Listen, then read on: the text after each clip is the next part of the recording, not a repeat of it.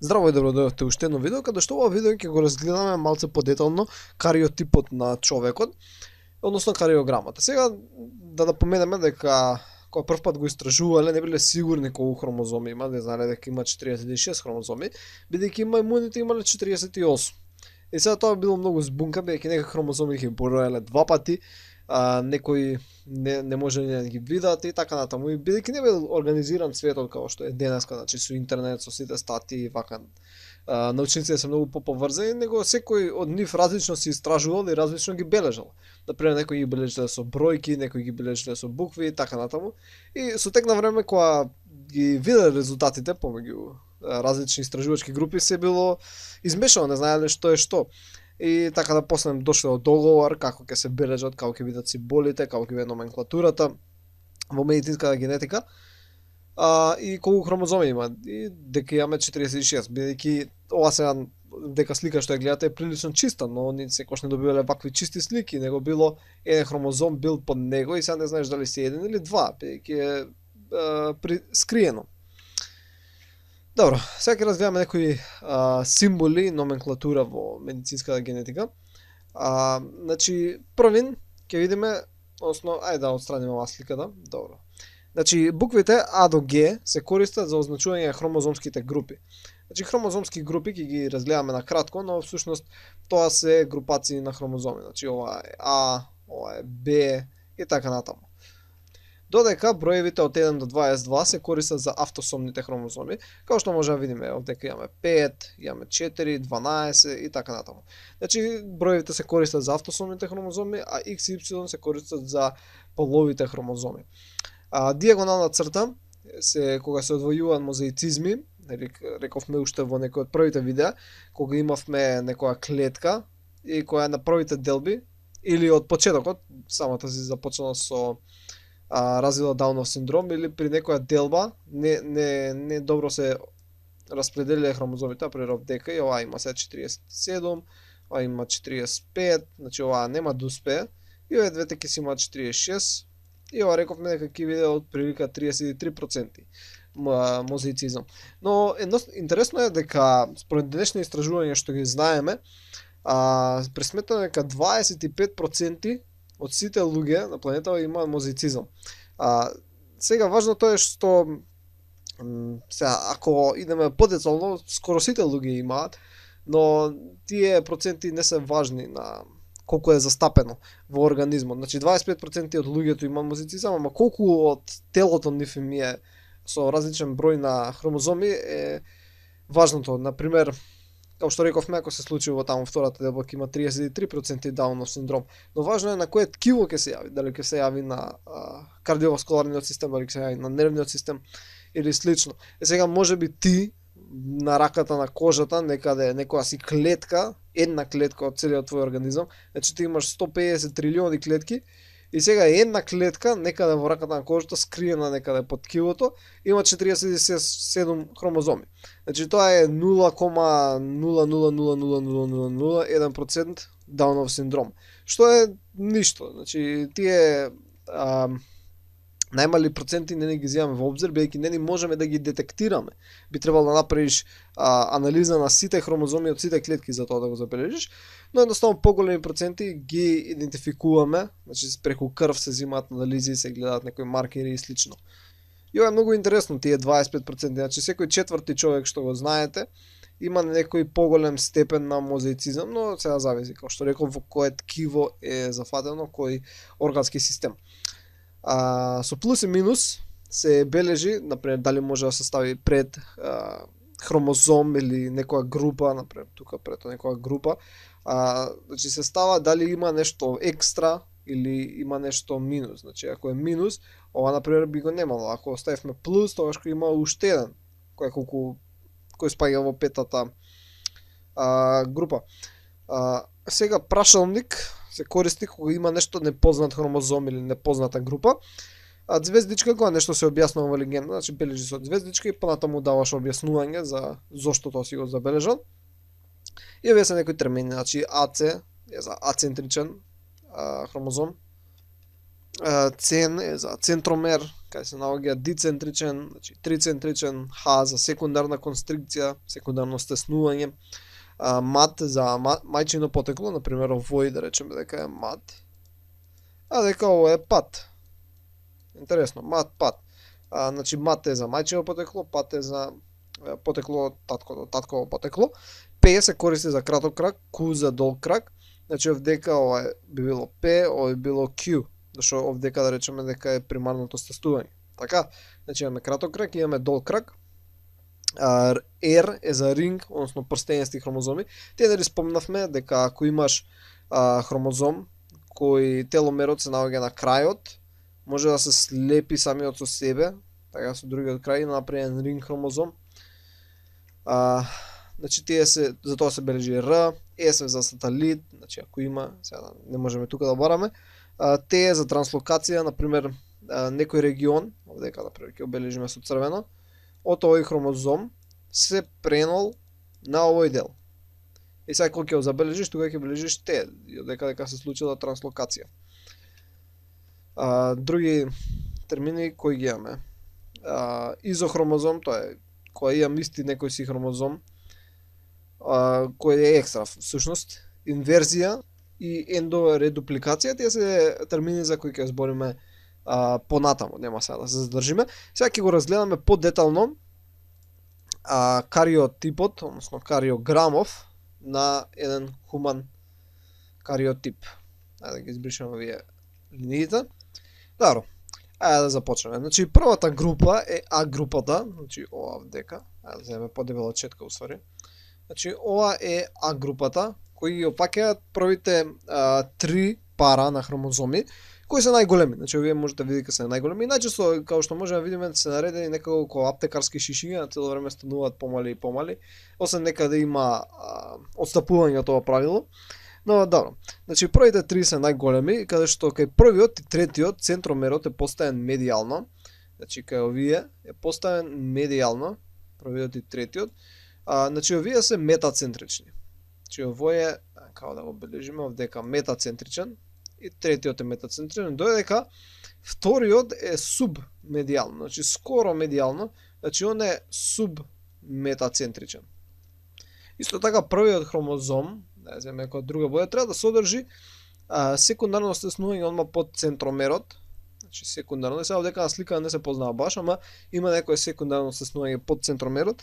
И на овој хромозом се утврдени најголем број генски локуси кои тука спаѓа и РХ локусот. Значи некаде овдека имаме локус кој е одговорен за РХ, значи РХ позитив или РХ негатив, што е врзано со крвните групи за РХ системот. Кај вториот хромозом, покрај останатите гени, најден и ген, значи ајде како да ги бележиме гениве, нека бидат со портокалова боја, ген за МН системот на крвни групи. Значи не се само АБО крвните групи, значи има многу системи за крвни групи, но тие АБО нели е најчесто користено, дека имаме ген за МН крвните групи.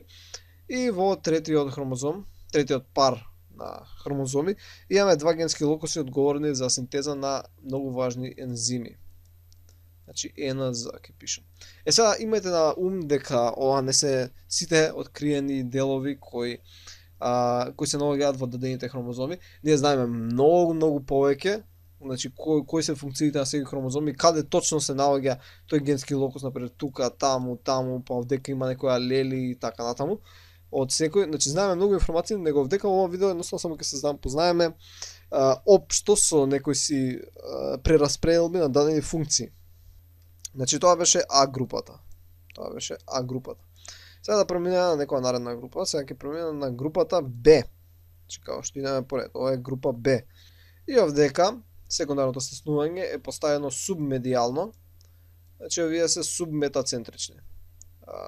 Зелена боја. Субметацентрични. И двата се. И на четвртиот хромозом откриени се локуси за создавање на синџирите на хемоглобинот. Значи хем ќе пишеме. И сега С групата е најголема, значи С групата е целиот овој овдека ред. Значи ова се е С група и овдека би требало да спаѓа X хромозомот. Значи X спаѓа во С групата, затоа ќе обележиме вака со виолетова боја и ќе оставиме он дека исто во С групата. И во оваа група, да земеме со портокалова боја, 6-тиот, 7-миот, 8-миот и 11-тиот хромозом се метацентрични. Значи, ајде ќе бележиме М, тие се метацентрични, додека 9-тиот, 10-тиот и 12-тиот се субметацентрични. Ова ќе бележиме со некоја си темна црвена, значи овие се субметацентрични. Субметацентрични. Додека X хромозомот, нели рековме дека спаѓа во С групата, тој е метацентричен. Значи тој е метацентричен. Сега дека не знам зашто на слика има два X хромозома. Ова изгледа се, ова е кариотипот подреден во однос на во 2C форма, бидејќи се еднохроматидни и да. Нема и да се еднохроматидни, пак не треба да има две. Ова најверојатно сака да представат например, ова е можда некој синдром XXY. Значи има такви XXY. Иначе би требало да има само еден X хромозом во кариотипот. Кај машкото, бидејќи овдека нели имам Y, но е најверојатно само кога се прикаже како би изгледал и да има X и Y, зашто ако имаше два X, ова ќе беше женско. И сега исто бележиме секундарни стеснувања кои што се наоѓаат на краткиот крак на 6-тиот хромозом. Значи краткиот крак на 6-тиот хромозом се наоѓа секундарно стеснување. Исто така на долгите кракци на 8-миот и 9-тиот. Значи 8 и 9. Сега не знам каде точно се наоѓа, ама би требало да се наоѓа на долгиот крак. Значи ќе речеме дека тука вака се наоѓа, колку да бележиме дека има нешто. Значи секундарно стеснување на долгиот крак кај 8-миот и 9-тиот и на краткиот крак кај 6-тиот. Наредна е D групата. Значи D групата ги опфаќа 13, 14 и 15 хромозом кои се акроцентрични. Значи тука некаде се наоѓа центромерот. Значи овие сите се акроцентрични. Чекај прво да бележиме дека е D група и сега дека се акроцентрични, ова важи за сите. Овие се всушност најголемите акроцентрични, но сепак по големина се средно големи и поседуваат сателити. Значи поседуваат сателити и тоа ќе обележиме со црна боја, дека имаат дека имаат сателити. S, веќе со S бележевме сателит. И ќе ставиме една црна точка. Наредна е E групата. Ова ќе бележиме, не знам, со некоја светло-сина боја. Ово не се познава убаво. Ќе земеме кафена боја. Значи наредна е E групата. Значи ова е E група. Каде што имаме некоја си разноидност, каде што 16-тиот хромозом е метацентричен. Значи се наоѓа тука, ова е метацентричен. 17-тиот хромозом е субметацентричен. Значи субметацентричен. И 18-тиот хромозом е акроцентричен. Ево да земеме со уште една различна боја. Значи ова е акроцентричен хромозом. Исто така на кукракот, на 16-тиот и 17-тиот, треба да се наоѓа секундарно стеснување. Само сега со која боја да го бележиме, нека биде со црна боја. Се наоѓа секундарно стеснување на долгиот крак на 16-тиот и 17-тиот хромозом.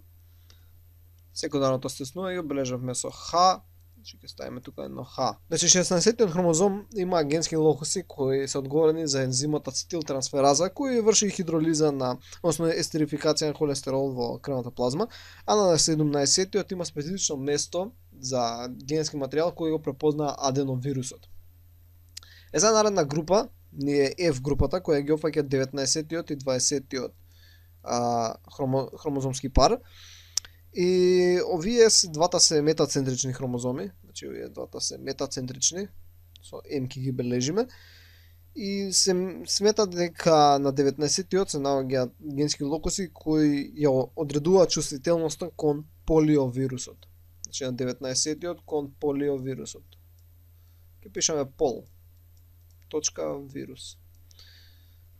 И на крај ја имаме Г групата. Значи ова ќе обележиме некој со розова боја. Дали ќе се познава убаво. Колку толку се познава. Г групата која ги опфаќа 21-тиот, 22-тиот автосомни хромозоми и тука спаѓа и Y хромозомот. Значи ако е машко индивидуата, ќе го има овој кој се наоѓа во Г групата. И тука овие се двата акроцентрични хромозоми, значи со аки ги бележиме. Имаат двата се акроцентрични, значи се наоѓа скоро при крајот центромерот и многу се помали во споредба кога ги видиме спрема тие кои се од А групата, значи се многу помали димензии имаат. И имаат и двата пара имаат сателит и секундарна констрикција на П кракот. Значи на малиот крак имаат, ќе бележиме со црна боја, имаат сателит и секундарна констрикција. Значи имаат и S и H, сега не треба косица да се става, а имаат и сателит и секундарна констрикција на П кракот. Значи на П кракот кој е помалиот крак. И сега малце само да зборим, да кажеме нешто, два збора повеќе за XY хромозомот. Значи видовме дека X се наоѓаше во C групата, дека беше метацентричен, и ово е всушност најголем хромозом во оваа група, односно во C групата. И како што спомнавме уште пред некој видео, ако имаме 2X хромозома, кај женското, така, ако имаме 2X хромозома, едниот X хромозом пропаѓа и станува барово телце. Така, исто и кај ако има и повеќе X хромозоми, значи само еден може да биде активен во дадено време. И Y хромозомот кој е одговорен за развиток на примарната гонада во тестисите, и тој нели ја носи машката природа, односно тие единки кои имаат XY се машки единки. Добро, тоа беше се за ова видео, се надам дека научивте нешто повеќе. Ова беше еден општ преглед на хуманиот кариотип, за некои карактеристики, за како воопшто се организирани хромозомите во однос на поделба. Нормално постојат и многу повеќе детали, но ние нема да навлегуваме на тоа. Мислам, како што идеат предавањата, ќе спомнуваме се повеќе и повеќе работи за дадени групи на хромозоми или за дадени автосомни хромозоми или полови хромозоми и така натаму. Добро, се надам дека научите нешто ново и ќе се видиме во наредното видео. Довидување.